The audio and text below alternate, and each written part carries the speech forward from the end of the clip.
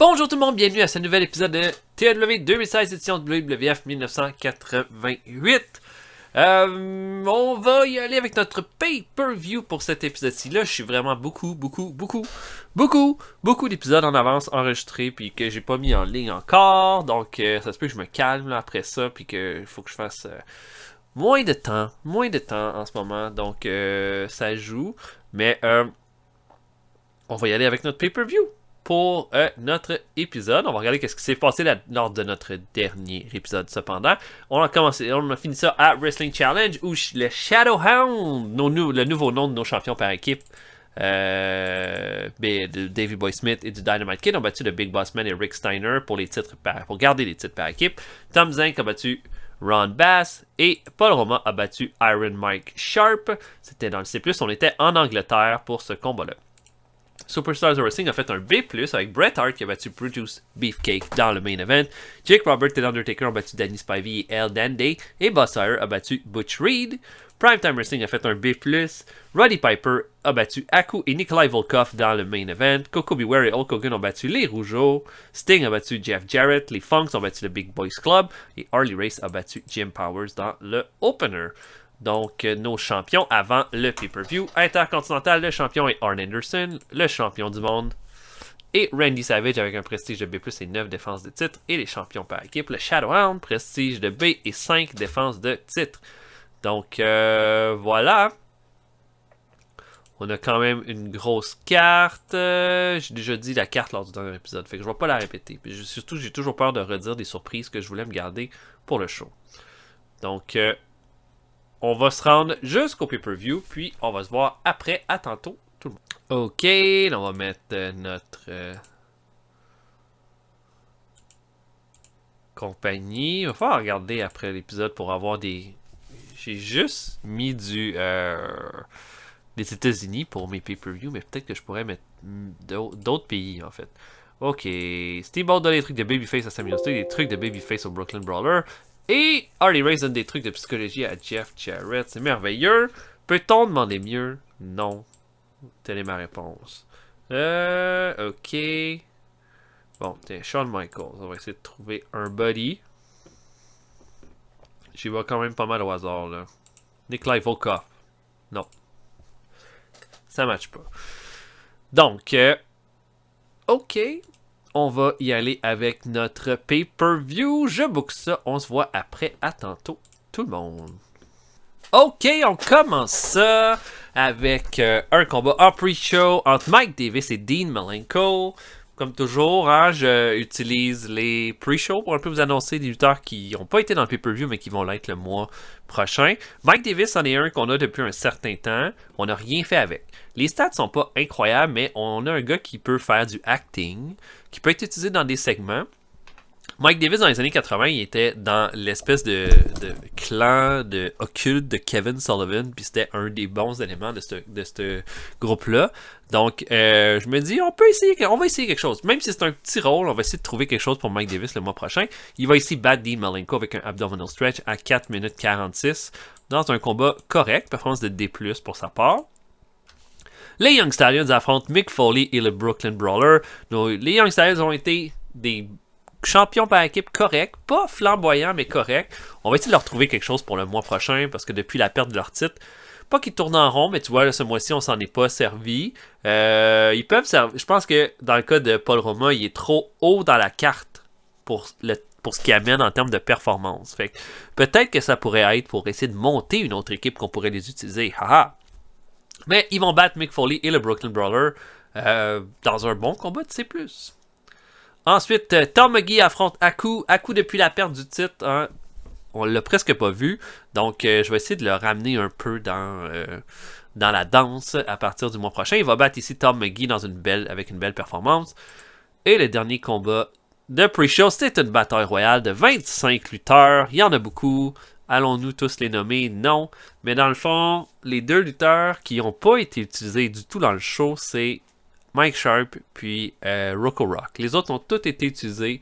Puis là, ici, c'est une grosse bataille royale. Avec les débuts de Atsushi Onita, qui va être dans ce combat-là. Et c'est Jim Neidhart qui va remporter la bataille royale avec un Final Four avec Hercules, Bruce Beefcake et Rick Steiner. Rick Steiner a eu plus d'éliminations dans le combat. J'hésitais un peu, mais je pense que Jim Neidhart, qui depuis la trahison de Brett, a eu sa rivalité avec Brett, mais pas vraiment rien eu d'autre, pourrait être un bon élément qu'on pourrait utiliser dans une rivalité pour le mois prochain. Plein d'améliorations. C'est ça que j'aime des batailles royales. Ça permet toujours de donner beaucoup d'améliorations à beaucoup de lutteurs. Jarrett améliore son flying skill, Shawn Michaels son performance skill, Axe son performance skill, Onita son performance skill, Bob Orton Jr. sa technique, Tama sa technique, Nikolai Volkov sa technique et son performance skill et Hercules son flying skill. Fait que vous allez voir Hercules flyer maintenant. Un B-. On ouvre le show officiellement entre un match entre Jim Duggan et Ted DiBiase. Holy shit! C'est un A pour commencer et je suis vraiment content. C'était pas mal le meilleur scénario que je pouvais pas imaginer de ce combat-là. Duggan va vraiment bien paraître dans ce combat-là. C'est un peu une des raisons pourquoi que ce combat-là a lieu. Il va vraiment bien faire... DiBiase va sceller pour lui, il va bien le faire pareil, il va lui donner beaucoup de domination durant le combat. À un moment donné, Duggan, par contre... DiBiase va tricher à plein de moments durant le combat pour essayer de prendre l'avantage. C'est seulement comme ça qu'il est capable de prendre l'avantage sur Duggan. Au point où est-ce que Duggan va perdre patience. Puis il va aller chercher son 2x4 en bas du ring et va venir vouloir attaquer DiBiase. Sauf que Manny Fernandez va se mettre dans son chemin et Duggan va lui donner un bon coup de 2x4 directement sur le milieu de la tête. Poc. Et puis Fernandez là, qui va se mettre à saigner après ça. DiBiase attrape Duggan de dos et l'enferme dans $1 Million Dream et Duggan va juste perdre connaissance et DiBiase va l'emporter de peine et de misère, mais ça va donner un A. Bon match, bonne rivalité aussi entre les deux. Duggan commence à être vraiment solide, fait qu'il faut s'en servir, mais DiBiase est un roi des rois en ce moment dans le ring, donc voilà, un A pour commencer. On enchaîne avec un B entre Bam Bam Bigelow et Rick Martel. Un bon match entre les deux lutteurs. J'hésitais un peu par rapport à la victoire, par rapport à ce combat-là. Bigelow, c'en est un qui attend son spot un peu, mais qui est solide. Martel est en ascension. Je me suis dit que la chose la plus logique, c'était de faire gagner Martel, mais pas nécessairement d'une façon clean. Donc, Bigelow va bien paraître, va dominer une bonne partie du combat. Martel va faire son heal, tout ça. Et puis, ils vont être en bas du ring. Et l'arbitre... par exemple, l'arbitre va vouloir séparer Bigelow parce que Bigelow va vouloir faire un powerbomb à Martel à travers la table des commentateurs. L'arbitre va vouloir l'empêcher. Et Bigelow va un peu comme dire, l'arbitre tasse-toi, blablabla. Et là, ça va comme le pousser. Les arbitres, tu leur donnes une pichenote, puis ils revolent 3 mètres. Là. Et puis quand il va se retourner, Martel va avoir du parfum qui va tirer dans les yeux de Bigelow. Et Martel va juste remonter dans le ring. L'arbitre va faire les décomptes et Bigelow... Alors que le décompte était quand même haut, Bigelow va pas revenir dans le ring et Martel va l'emporter par décompte extérieur. Donc voilà, une petite victoire comme ça. Martel va pouvoir continuer sa vente qui peut battre n'importe qui, même s'il n'a pas vraiment battu Bigelow. Donc voilà, un bon B. Les Shadowhounds affrontent les Fantastics. Un B seulement pour ce combat-là. Je sais pas... Ouais, la storyline n'était pas assez hot. Ok. Mais sinon, j'aurais pensé un B+, mais... je suis pas fâché. Dans le fond, les Fantastics vont bien faire durant une bonne majorité du combat. Mais les Shadowhounds vont l'emporter clean à 17 minutes 19. Pour moi, les Shadowhounds sont juste encore assez bons. C'est pas mal. Tu sais, comme depuis qu'on a commencé cette partie-là, les British Bulldogs ont été champions au début. Puis ils ont été champions. Tant qu'ils ont battu la Hart Foundation au départ dans notre partie. Puis après ça, ça a été les Young Stallions. Puis ils l'ont repris parce qu'ils étaient juste trop solides. Fait que c'est parfait comme ça. Je suis très très satisfait. Donc un bon B, ça va. Mephisto fait une promo en disant que Keiji Muto n'est plus Ricky Steamboat. Et là-bas, Ricky Steamboat a déjà fait son entrée quand Mephisto fait cette promo-là à l'écran. Et qui arrive? Vous vous en doutiez. C'est le Great Muta qui fait ses débuts, la version corrompue de Keiji Muto qui va faire ses débuts dans le ring. Bon match de B. Les deux avaient fait un B déjà. Donc, je suis pas surpris. Par contre, ce ne sera pas la même finish. Parce que la dernière fois, Steamboat avait battu Muto clean. Cette fois-là, c'est pas ça du tout qui va se passer. Ricky Steamboat va être sur le point va être sur la troisième corde, va vouloir sauter pour faire son crossbody. Mais le Great Muta va y faire un mist. directement au visage et ça va causer la disqualification de Muta, mais Steamboat va l'emporter. Pour moi, c'était la meilleure façon de protéger Muta dans ça, mais une façon de le mettre over en même temps. Muta, après le combat, va monter sur le ring apron, va faire un moonsault à Steamboat qui était tombé en bas du ring. Et ça va se terminer comme ça. Mais c'est pas fini entre les deux.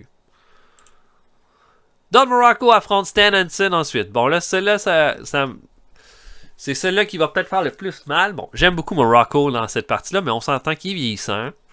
Puis qu'il est plus nécessaire tant que ça.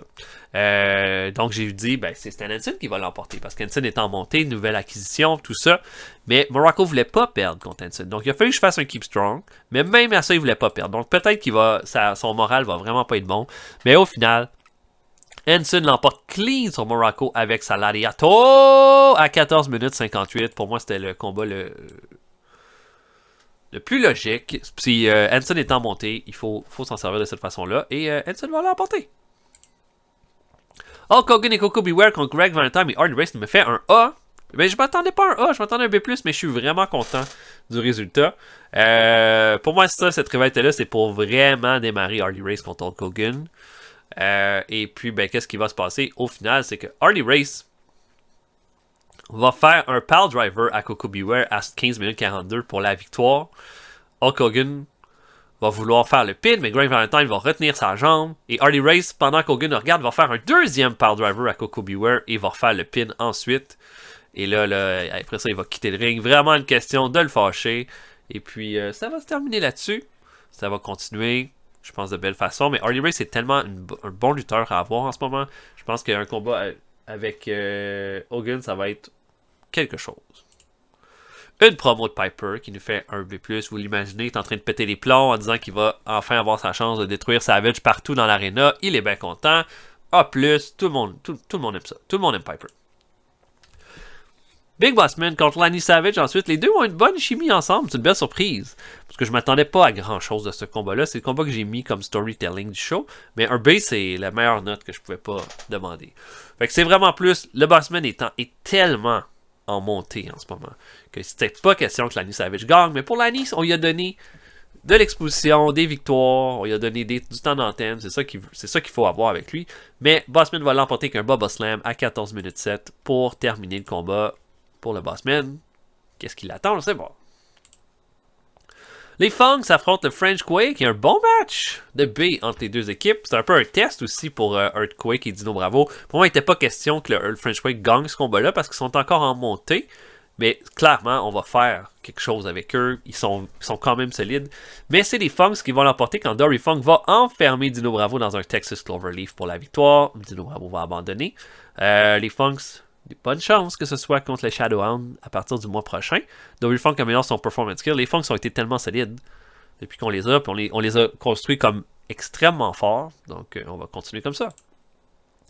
Arn Anderson affronte Bret Hart. Ça ne fait qu'un B. Oh, je suis déçu. Parce que c'est ça que j'avais mis comme mon style de show. Je m'attendais genre à un A surprise pour ce combat-là. Mais ça ne sera pas le cas. Si j'avais fait un combat normal, peut-être que ça ne serait pas passé comme ça. Mais,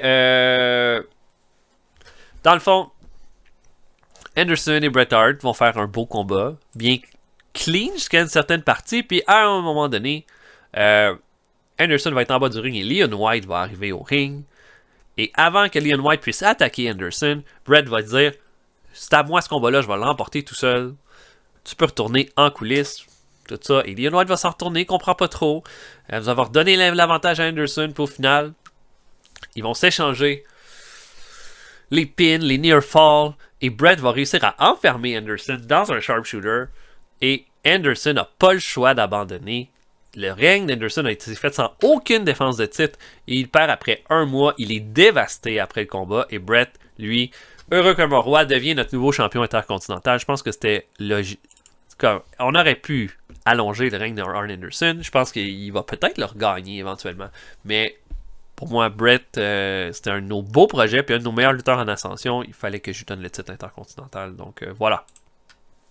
Sting contre Kamala ensuite. Combat correct entre les deux, qui fait un B-, avec Sting qui va l'emporter avec un Scorpion Deadlock à 12 minutes 41. J'ai quasiment hésité à faire gagner soit Sting, soit Kamala. Mais bon, Sting, clairement, est un de nos beaux projets. Donc, Sting va l'emporter et Kamala va venir son Rumble Kill. Pour Kamala, peut-être qu'on va pouvoir l'utiliser dans d'autres trucs. Mais je pense le choix logique était Sting dans ce cas-là, ouais. Promo de Savage dans le même style que celle de Piper, hein, lui dire que il a pas mis il a mis ses vêtements, ses jeans puis son t-shirt pour se battre parce que c'est un street fight à travers l'arena ce soir. Puis ce sera pas chic. Préparez-vous parce que ça va saigner, bla bla, ou yeah, A+, merveilleux, les promos sont incroyables. Nikita Koloff, les Army Men affrontent Adrian, Jake Roberts et l'Undertaker. B+, pour ce combat-là, c'est très bien. Je pense que c'était le mieux que j'aurais pu espérer de ce combat-là. Army Men vont commencer fort, vont comme tout animer la foule, là, vont bien travailler en équipe pour être capable de repousser Adrian, Roberts et l'Undertaker. Nikita Koloff va embarquer là-dedans, va être aussi complètement en feu, va même prendre Roberts, le lever à bout de bras et le lancer en bas du ring sur Adrian et Undertaker. Il va par contre se faire piéger et va être celui qui va vraiment recevoir le beatdown dans ce combat-là. Et là, pas un petit beatdown. Au point, comme on s'entend, un beatdown de genre 10-15 minutes avec comme des near, des fois où il a fait des tags que l'arbitre n'a pas vu, puis tout ça. Et puis, au final, comme la foule va être à fond derrière Koloff. Au fond, au point que ça va surprendre Kirchner et Sergeant Slaughter qui sont comme, oh mon dieu, qu'est-ce qui se passe ici? Et puis finalement, il va faire le hot tag. Et puis, bon, ça va être Kirchner qui va rentrer, va faire le ménage, tout ça. Ils vont s'échanger les tailles entre eux. Ça va être Koloff qui va revenir dans le ring. Et puis, à un moment donné, Slaughter et Koloff veulent faire un double move, mais ils n'ont pas le bon timing. Ce qui va faire que Roberts va surprendre Koloff avec un DDT et va faire le pin sur lui. Et le Darkness qui va l'emporter. Et après le combat, Slaughter et Kirchner relèvent Nikita Koloff. La foule est tellement derrière Koloff qu'il a donné tellement une grosse performance. Et bang! Oh oui, Slaughter et Kirchner vont se revirer contre Nikita Koloff et commencer à le tabasser. Et puis Koloff va être laissé complètement inerte au milieu du ring. Slaughter va prendre son drapeau des États-Unis, va regarder la foule et pouf, va le jeter au centre du ring et va partir avec Kirchner. La foule délire et fait un hit pas possible à Slaughter et Kirchner. Pour moi, c'était... je trouvais que c'était un intéressant storyline que d'amener comme de patriotisme, puis de mettre quelqu'un de russe, lui donner que toute la foule soit derrière le russe, puis finalement, c'est les Américains qui revirent contre le russe. Je trouvais ça intéressant. Donc un A pour ce combat-là. Ensuite, Butchery et Sam Houston affrontent All Authentics. Bon combat de C+, c'est bien. Je m'attendais pas mal à ça. C'est les Heels qui vont l'emporter quand c'est Sam Houston qui va recevoir un coup de raquette dans le dos de la part de Jim Cornette. Sawyer va l'étamper, va faire un diving splash et terminer ça. Bon match de C+, je peux pas demander mieux que ça. Et notre main event fait un A. On est content. Imaginez ça, pendant 22 minutes, Savage et Piper vont se battre partout dans l'arena. Gros brawl, pas possible. Et puis, on va penser que Piper... Maintenant, les deux lutteurs se battent. Ils sont comme dans... Ils sont sur le... Comment je dirais ça? Ils sont sur une espèce de... Comme quand vous êtes dans un aréna, il y a des bancs qui sont surélevés avec des petites plateformes qui mènent jusqu'à l'étage en bas. Piper va enfermer Savage dans un steeper hold alors qu'il est sur le haut de la plateforme. Et puis Savage va juste décider de se pousser par en arrière et les deux vont tomber de la plateforme directement sur des tables qui étaient en bas. Et puis Savage va juste mettre sa main sur Piper. En fait, va tomber avec sa main sur Piper. Va pas t'en faire. Et l'arbitre va faire le pin. 1, 2, 3. Savage garde son titre pour une 10e défense de titre. Et ça va se terminer comme ça. Donc, ça se termine pas mal pour cette rivalité-là. Savage a vraiment bien fait, mais finalement Piper a bien fait, mais a finalement perdu le combat. Et ça se termine là-dessus pour un A+, pour notre show. C'était un excellent pay-per-view. Je suis vraiment content. Maintenant, pour les speeches, je pense que ce serait... Savage Hardy Race et Ted DiBiase qui ont fait les plus grosses performances ce soir. Great performance. Et Teddy DiBiase.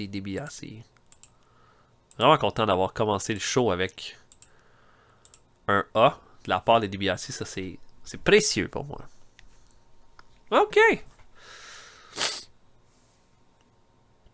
Tony Board, c'est le papa de Madborn qui est dans notre roster. Le papa de Doink. Oh! Do we have sues Konami for copyright infringement? À cause du jeu de Main Event. Firstly, they feel like when they felt that their copyright had been infringed upon. Parce que Main Event, c'est pour leur live event, ils avaient le copyright, et que leur lutteur ressemble au lutteur de la WWF. Ok. J'ai aucune idée, cette histoire-là, de comment ça s'est dessiné. Ok, oh mon dieu, plein d'opinions, plein d'affaires. Piper dit que Sting est bon dans le ring, faut faire un push. Je suis d'accord. Dynamite Kid dit que Bam Bam Bigelow n'est pas capable de seller. Laissez-moi en douter, Dynamite Kid. Adrian dit que Dean Malenko est en train d'être un bon worker. Absolument. Claire Martin dit que Sting va être une star. Faut le pusher hard. Je suis d'accord. Aku dit que Earthquake from Quebec va être une star. Il faut le pusher hard. Je suis également très d'accord avec ça. On fait .78. Tito Santana est de retour avec nous. Plein de lutteurs finissent des tournées avec la NJPW. La NJPW fait une offre à Sabu. On fait une offre à Bad News Allen. On fait une offre à Solar. Oh, on a 2 deals qui se terminent avec Eurosport et Sky One. Puis Billy Jack Haynes est de retour aussi. Oh, une entrevue de Randy Savage. The more he gets pushed, the more nervous he gets. Feeling he has more to prove. What the fuck? T'as rien à prouver, man. Ah! Ça, c'est niaiseux. Des affaires de même. Ok. Bon. C'est quoi, là? Eurosport et Sky One. Ok. Eurosport, ça, c'est pour l'Europe.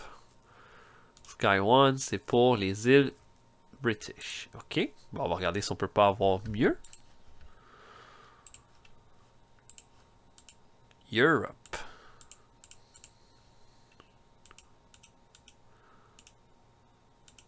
Pas tant, hein, parce que si on... Telemundo, ça serait médium partout, avec Big en Europe. Mais, on a déjà quelque chose pour les États-Unis. Je sais pas tant... On peut continuer. Si je fais Screen Sport, je vais pas avoir un meilleur deal pour les îles britanniques. Donc, on va continuer avec Eurosport s'ils veulent continuer avec nous. Ils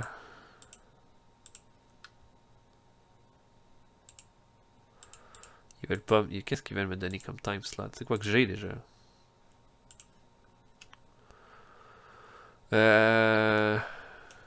J'ai late evening.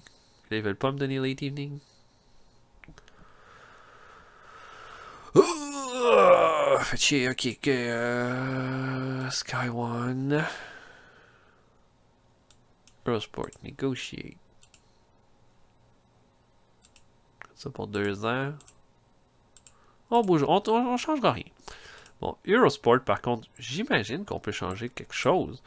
On faudrait aller en Europe. British. Comme là, en ce moment, on est au Wrestling Challenge en medium. Mais pas vraiment plus que medium.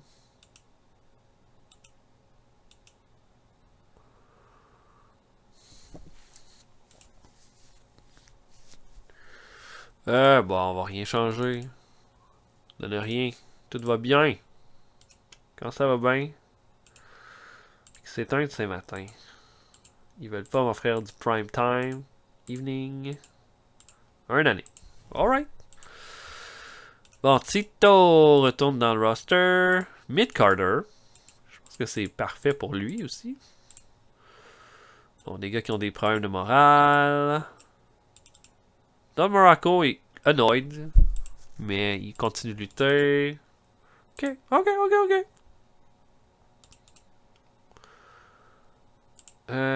Channel 4, Wrestling Channel. Ça aussi, c'est... Ok, on va négocier. Il n'y a pas vraiment de meilleur deal à faire que ça, fait que... Pour ces pays-là, là, pour ces endroits-là. Ok, donc voilà pour ça. J'espère que vous avez apprécié. On va se voir pour un prochain épisode bientôt. Salut tout le monde! À la prochaine.